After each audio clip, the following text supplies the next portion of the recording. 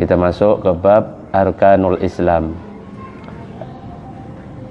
Arkanul Islam khamsatun, syahadatu an la ilaha illallah wa anna muhammadar rasulullah, wa iqamus salati wa ita'uz zakati wa shaumu ramadan wa hajjul baiti man istata'a ilaihi sabila ma'al ikhlasi wat tasdiqi, wa man lam yakun mukhlisan fa huwa munafiqun, wa man lam yakun musaddiqan biqalbihi fa huwa kafirun. Wa aslul iman an ta'taqida anna Allah ta'ala mawjudun wa annahu ta'ala wahidun la syarika lahu wa la mithla wa la shibha lahu, laisa kamitslihi syai' wa huwas samiul basir.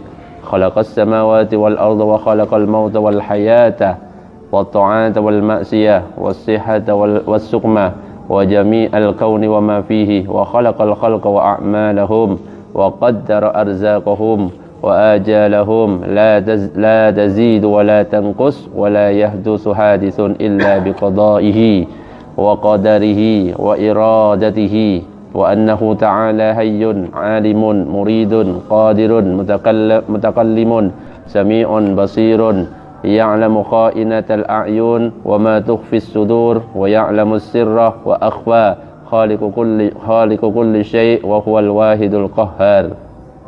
Allahu a'lam. Arkanul Islam, rukun-rukun Islam. Arkanul Islam khamsatun, rukun-rukun Islam itu ada 5. Yang pertama adalah syahadatu an la ilaha illallah wa anna muhammadar rasulullah, yaitu bersaksi bahwa tidak ada Tuhan selain Allah dan bersaksi bahwa Nabi Muhammad itu adalah utusan Allah. Apa yang dimaksud dengan syahadatu an la ilaha illallah? Yang dimaksud dengan bersaksi kepada Allah itu apa? Yang dimaksud dengan bersaksi bahwa tidak ada Tuhan selain Allah itu apa? A'taqidu biqalbi, aku yakin dengan hatiku, wa ubayyinu li ghairi, dan aku menjelaskan, menyatakan kepada yang lainnya, alla ma'budu bihaqqin fil wujudi illallah, bahwasanya tidak ada sesembahan yang benar di dalam wujudnya kecuali Allah. Sedangkan maksud syahadatu anna muhammadar rasulullah, maksudnya bersaksi bahwa Muhammad itu utusan Allah adalah a'lamu, aku mengetahui, wa a'taqidu, dan aku meyakini, biqalbi, dengan hatiku, wa ubayyinu li ghairi, dan aku menjelaskan kepada yang lainnya, anna Muhammadar Rasulullah, bahwa Muhammad itu adalah utusan Allah. Arsalahu ila kaffatil khalqi, diutus baginda Nabi sallallahu alaihi wasallam itu untuk semua makhluk, bidinil Islam, dengan agama Islam. Itu maksudnya syahadat. Jadi syarat masuk Islam yaitu syahadat, dan kunci dari rukun-rukun Islam yang lain ya syahadat. Kalau seseorang mengerjakan sholat, menunaikan zakat, puasa Ramadan, tetapi dia belum bersyahadat, maka amal-amal perbuatannya tidak diterima. Jadi kunci dari yang lainnya itu syahadat itu. Asyhadu an la ilaha illallah wa asyhadu anna muhammadar rasulullah. Kalau ada orang yang sudah mengatakan kayak gitu, maka haram darahnya, tidak boleh dibunuh. Ya, suatu saat ketika perang, sahabat itu ada yang 1 lawan 1 dengan orang kafir. Ketika mau dibunuh, ternyata si orang kafir itu mengatakan la ilaha illallah muhammadar rasulullah. Tetapi pikirannya sahabat itu, ini cuma pengen berlindung aja, tetap dibunuh. Jelas mati. Dilaporkan ke Nabi sama sahabat yang lain, ya Rasulullah, si fulan ini membunuh orang kafir yang sudah mengatakan la ilaha illallah muhammadur rasulullah. Maka Nabi langsung marah. Apakah kamu membunuh orang muslim? Apakah kamu membunuh orang muslim? Apakah kamu membunuh orang muslim? Marah. Karena sudah dianggap muslim. Jadi kita itu memberi status kepada seorang secara zahir, enggak boleh mengira-ngira batinnya, enggak boleh. Kalau sudah mengatakan syahadat Islam, enggak boleh kita memvonis seseorang itu langsung kafir. Oh, ini enggak pernah sholat, kafir. Jangan. Makanya kayak Nabi itu marah karena apa? Karena yaitu membunuh orang yang sudah mengatakan la ilaha illallah. Sahabat itu mengatakan, "Lah itu cuma mau berlindung. Ya Rasulullah, itu cuma ingin berlindung supaya enggak dibunuh." Tetap Nabi mengatakan, "Apakah kamu membunuh seorang muslim?" Sampai marah seperti itu. "Saya tidak mau tanggung jawab, pokoknya urusanmu." Nah, setelah diucapkan kayak gitu, sahabat yang membunuh itu seakan-akan pengen dalam keadaan kalau boleh katanya, pengen murtad terus masuk Islam lagi supaya enggak beban seperti itu. Nah, itu Tuh, saking bahayanya orang membunuh orang yang sudah syahadat. Yang kedua, rukun Islam yang kedua, iqamus shalah, yaitu mendirikan salat. Apa yang maksud mendirikan salat? Hiyal mulazimatu wal istimraru ala shalawatil maktubah, yaitu menjaga salat yang 5 waktu. Apa artinya salat itu? Salat itu artinya doa. Doa secara bahasa artinya doa. Makanya orang-orang setelah salat mengusap wajah. Itu apa? Karena diartikan doa. Karena doa, ketika kita selesai doa kan disunahkan mengusap wajah. Ada yang mengusapkan wajah itu ya karena artinya doa. Secara istilah artinya aqwalun wa af'alun muftatahatun bitakbir wa mukhtatamatun bitaslim. Salat itu artinya adalah perkataan, perbuatan yang diawali dengan takbir dan diakhiri dengan salam. Makanya ada perkataan, ada perbuatan. Makanya yang seharusnya diucapkan ya harus diucapkan, tidak boleh di dalam hati. Contohnya apa? Fatihah itu harus diucapkan, tidak boleh di dalam hati. Jadi harus terdengar oleh telinga sendiri. Bismillahirrahmanirrahim. Alhamdulillahirabbil alamin arrahmanirrahim. Enggak boleh Pak diam, bibirnya enggak gerak apa-apa. Enggak boleh, tidak sah salatnya. Karena apa? Salat itu adalah perbuatan, perkataan. Nah, jadi terdiri dari perbuatan dan perkataan. Kalau niat tidak usah diucapkan di dalam hati, tetapi melafalkannya cuma sunnah. Wa hukmu tarikis shalah in kana tarkuhu laha juhudan fakafirun wa illa fa'asi. Hukum orang yang meninggalkan salat itu adalah apabila dia meninggalkannya karena kufur, mengingkari kewajiban salat, maka dia itu kafir, murtad. Wah, salat itu enggak wajib buat saya, wes enggak usah. Wah, langsung murtad itu, wes. Kalau sudah murtad, tidak perlu, kalau mati itu tidak perlu dimandikan, tidak perlu dikafani, tidak perlu dikuburkan, biarkan. Kalau enggak mau bertobat, segera disuruh bertobat itu. Kalau enggak mau bertobat, tetap meskipun sudah diperintahkan bertobat, penggal lehernya. Wa illa wa'asi.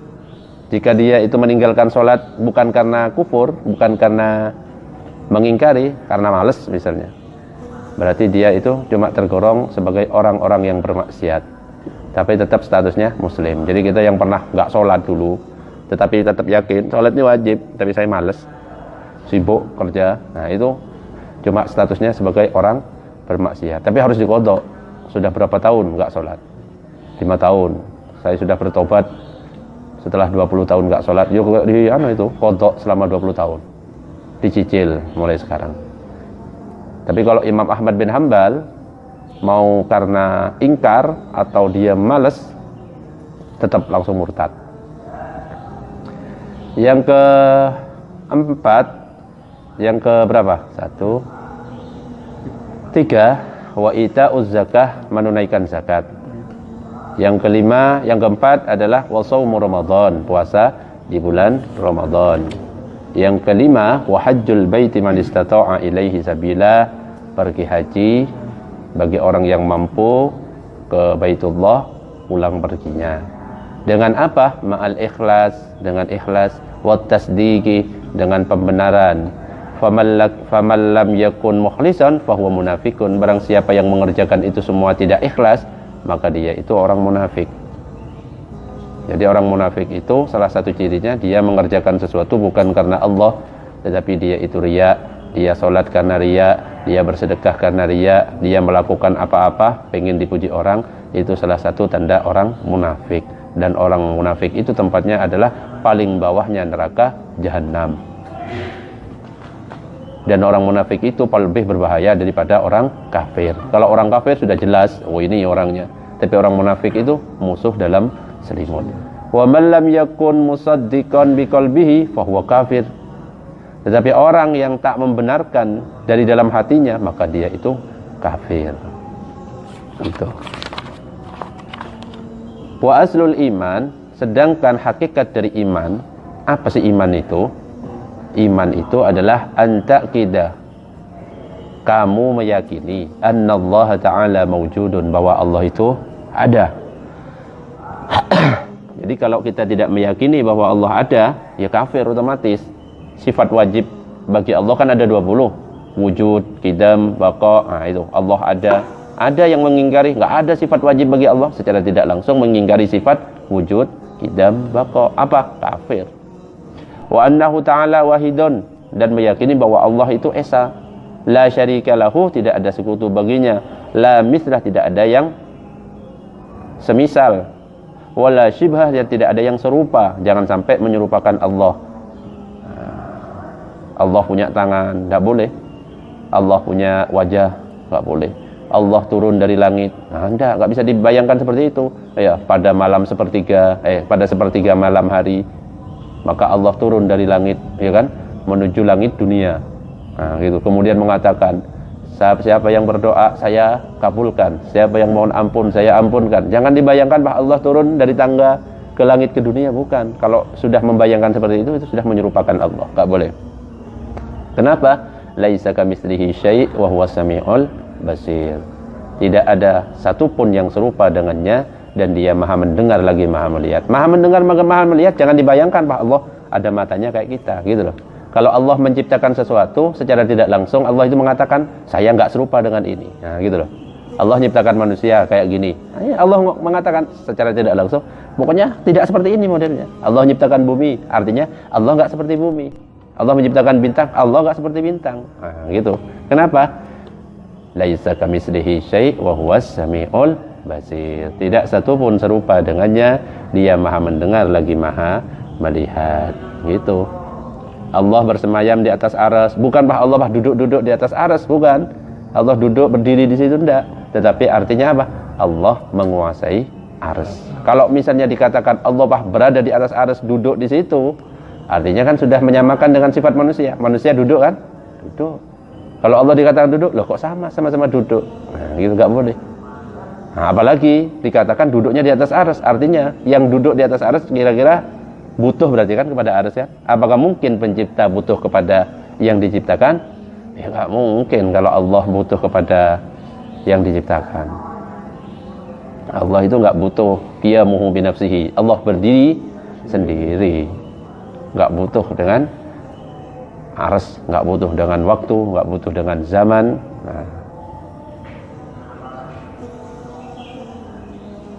Khalaqas samawat, bahwa Allah itu yang menciptakan langit, wal ard, dan bumi. Wa khalaqal mauta wal hayah, dan Allah yang menciptakan mati dan hidup.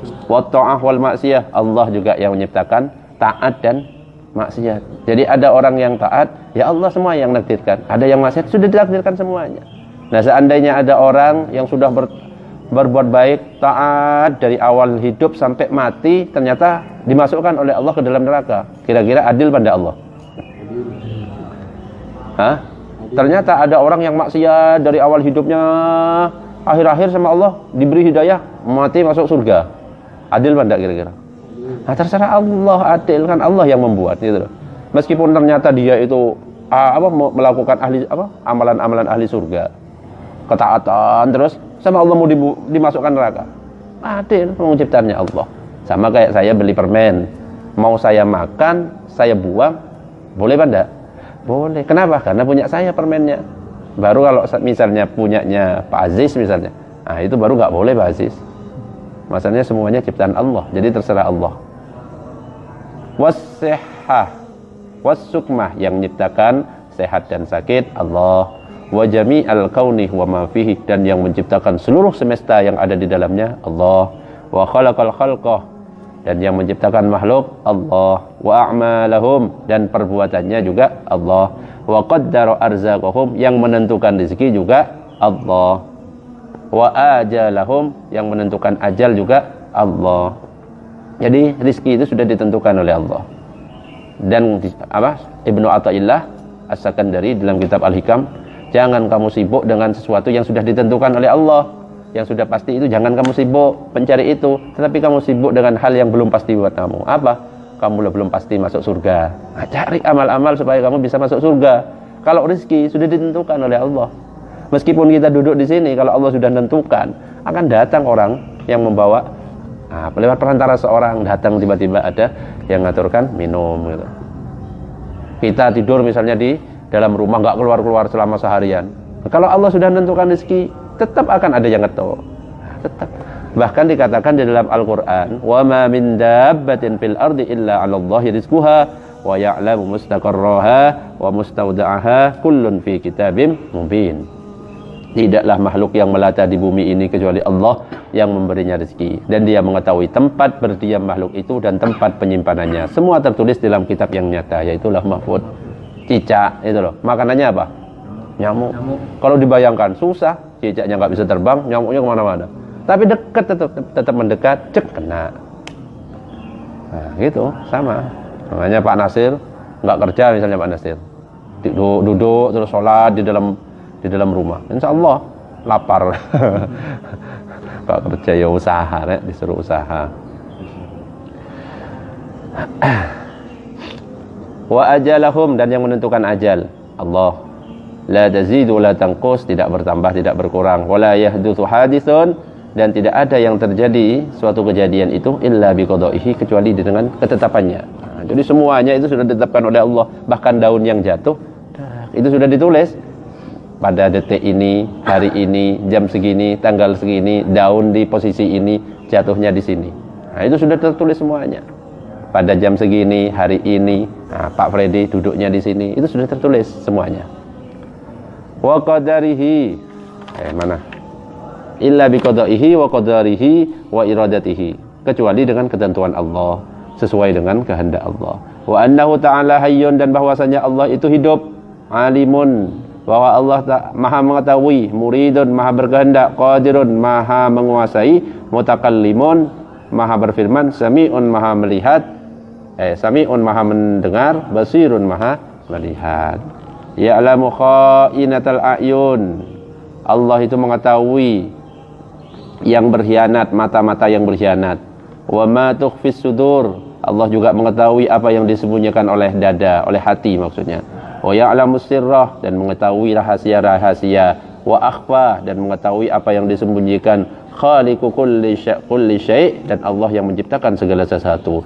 Wa huwal wahid, dan Allah itu satu, al-qahhar, dan maha menundukkan. Wallahu a'lam bis-shawab.